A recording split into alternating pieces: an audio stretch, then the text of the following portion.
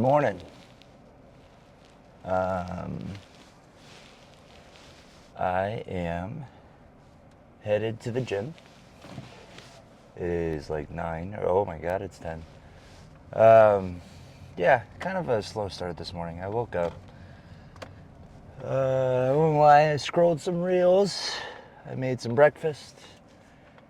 And I'm on my way to the gym to hit some hamstrings. I grabbed the Redcons. I'm ready to go. Almost. When I drink this, I'll be ready to go. So quads the other day, right? I hit some new movements. The Smith machine squat, which I really liked. In hamstrings, last time I did it, I did those dumbbell RDLs, which I liked. Whoa! But I kind of feel like I have to switch it up. I don't know. We'll see. I kind of want to incorporate a new movement. I'm just not sure what that is yet. I'm headed to a newer EOS. So the older one has like this pendulum squat that's a little more old school, and it's great for quads, but then you can stand further up and it works your glutes and your hammies very good. And like, I'm sure this is just where I'm feeling it. I'm sure it's not like pinpointing, but where like the hamstring glute tie-in would be, if I was lean enough, that's where I feel it the most. And I don't get that kind of pump a lot, so I like that machine. But this one has the Arsenal pendulum, which is like a very, very big platform. So maybe I try it, maybe I don't. Maybe I do some adductor work. Definitely calves. I don't know. We're just kind of going after it today. This new mesocycle is, I'm in transition between one phase to the next.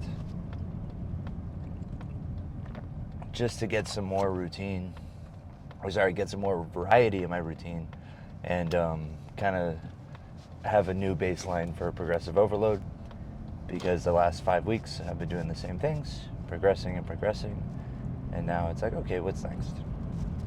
I don't normally, it's not like a every 5 weeks thing, or every 4 weeks. I don't have like a prescribed time that I switch it up, but I feel like I go based on feel, and I've kind of like stagnated.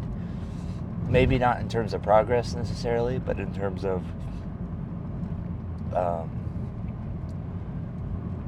enjoyment in the gym. So, and it could just be because of the slump I'm in. Slump, right? That's what it is. Yeah. But yeah, so we're gonna hit some hamstrings. Talked about it last night, but AEW Double or Nothing was great. What else am I working towards? And just another day to getting signed. So I'll see you at hamstrings.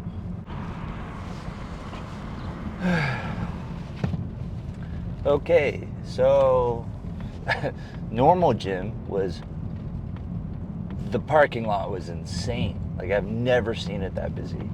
I forgot that today's a special Monday off for some people. I'm blessed in the fact that I have every Monday off from my day job. So I'm going to take this as an opportunity to go check out a new gym. I've been there once. It's at EOS, but I've been there before to just do some cardio after training Zach. And I'm going to go there today because I liked the layout.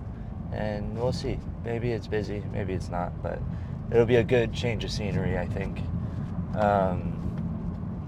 It's out in like a different part of Mesa, Gilbert area.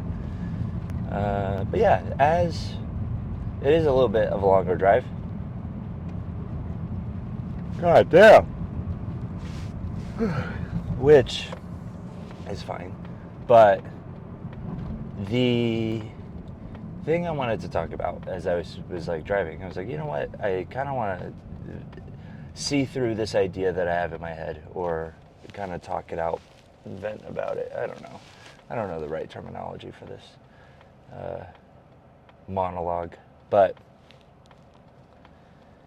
Something that I've been thinking about, because we have a new group, as I've talked about before. We've had a new group at the training center, and for the most part, they're all younger, and this is like an extension of high school to them. Which great, you got in while you're young, but as a school, we haven't had an influx of this many young kids at once, and it's challenging in a good way for me as a leader.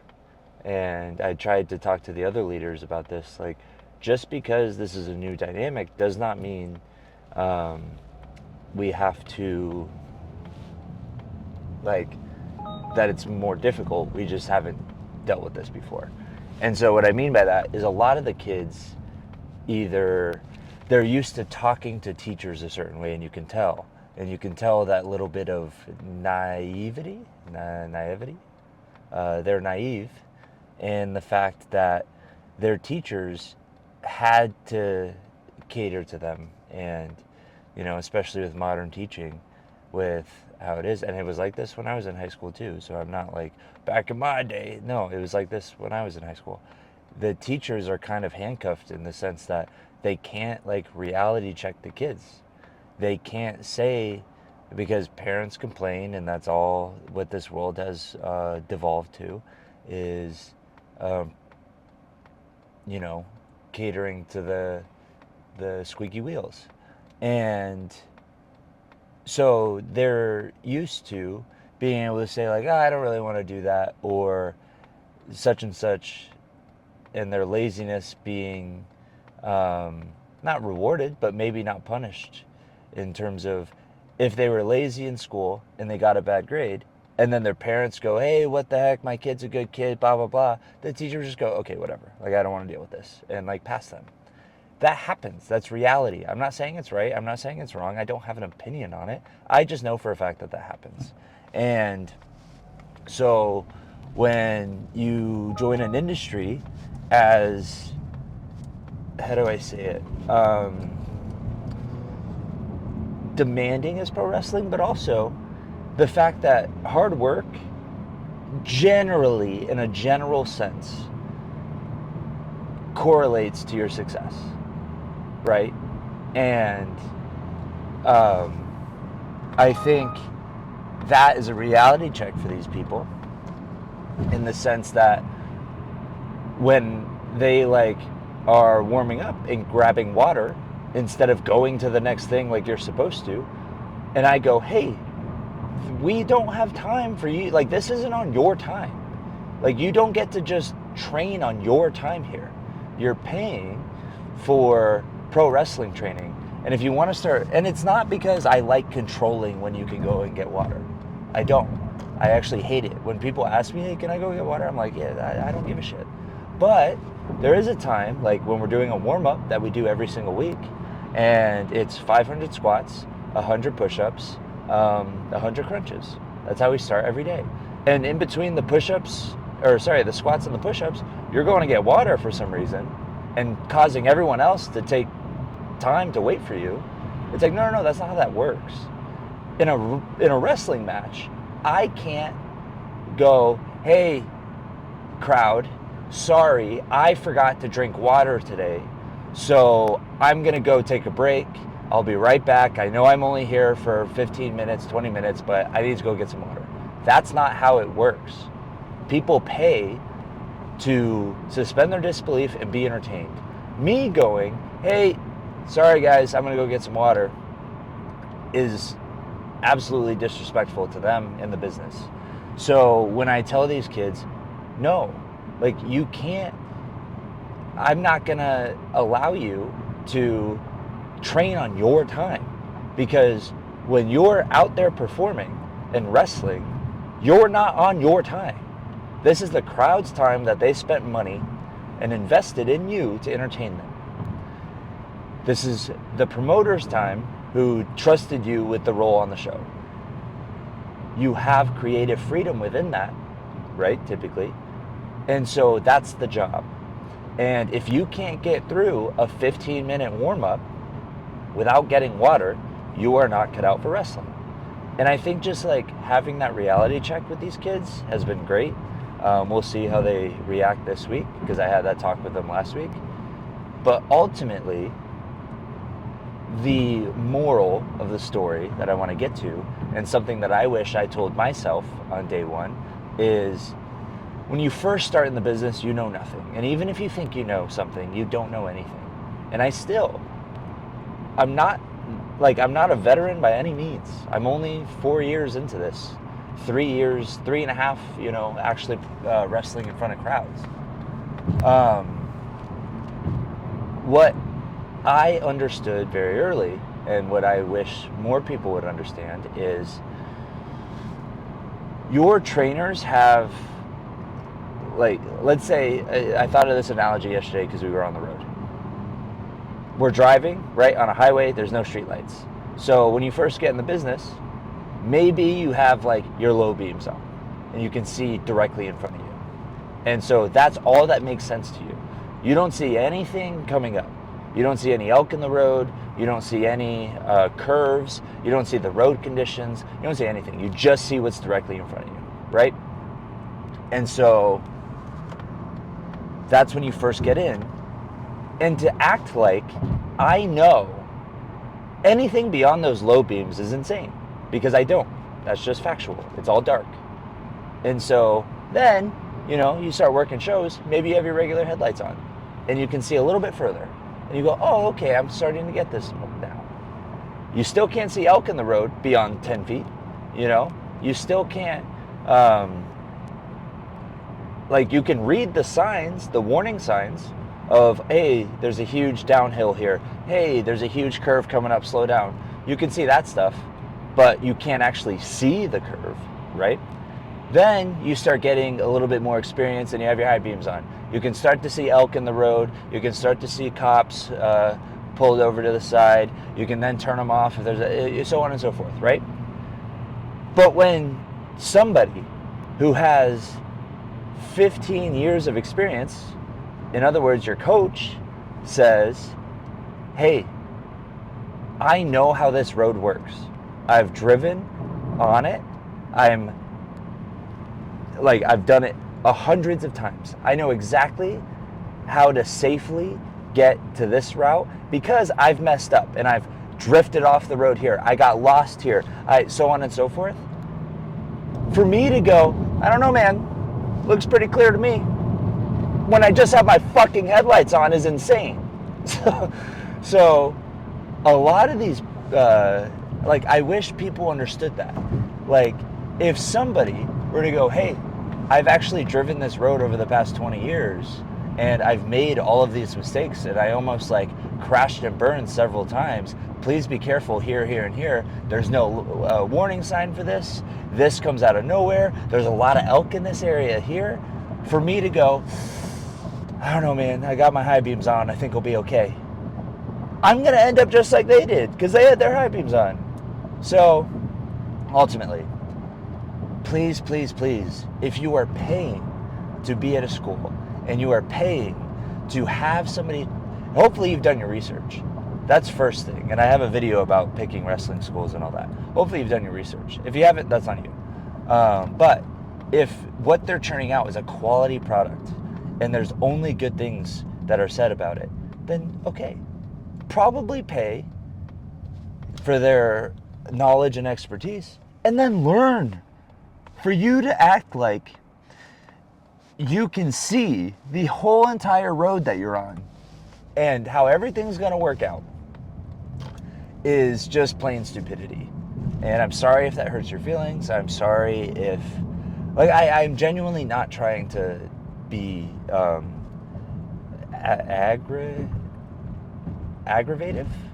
I'm generally not trying to dig in, but it's just common sense to me. And the fact that these people, and it's not just the students at the school, it's not even that. I actually really like them and I think there's a lot of potential there. And like I said, it's a challenge for us to go hey, I know you're younger. I know you don't know any better, but I need you to start listening better. And I think I've, gone around to a lot of different promotions in schools. And I think that's a common theme that I see is these people have just their high beams on, or not even their high beams. They just have their headlights on. And yet they're acting as if they're driving 100 miles an hour down the road, acting as if they know everything, and acting as if they know when the elk are going to come up, and they know when the road curves without a warning sign, and all that, you know? And it's like, that's a recipe for a car crash, in my opinion. So for you to be doing that and being arrogant about it, or I guess ignorant in the sense that like you don't think anybody can help you, or you don't want to listen because you're like, I don't know, I like driving fast. Great. There's plenty of straightaways and plenty of traditional highways in life that you can take where you can just turn your brain off and go, and there's a planned out, like step-by-step, safe process to success and retirement and all the good things. That's not pro wrestling. So for you to come in this windy, dark, curved road and act as if it's a straightaway highway and just start going and not listening to anything and not reading the warning signs on the side and not paying attention to the speed limit is just stupidity. And it's a recipe for disaster. So before you crash and burn, maybe take 1 second to like think about the realities of pro wrestling and how hard it is.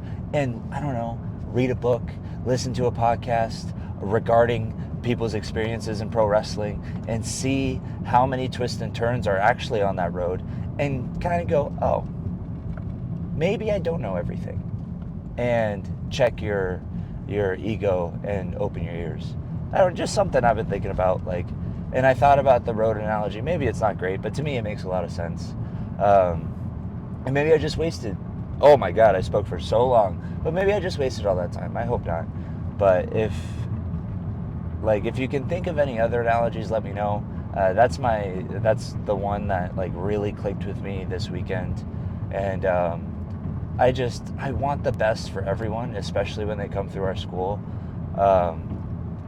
Just because like it's such a special place, and I really, really don't want complacency and ignorance to set in and start poisoning the well. And so if it's me staying on top of it and being the mean one because I'm willing to go, hey, no, you can't, like, don't do that, because you're just setting yourself up for failure.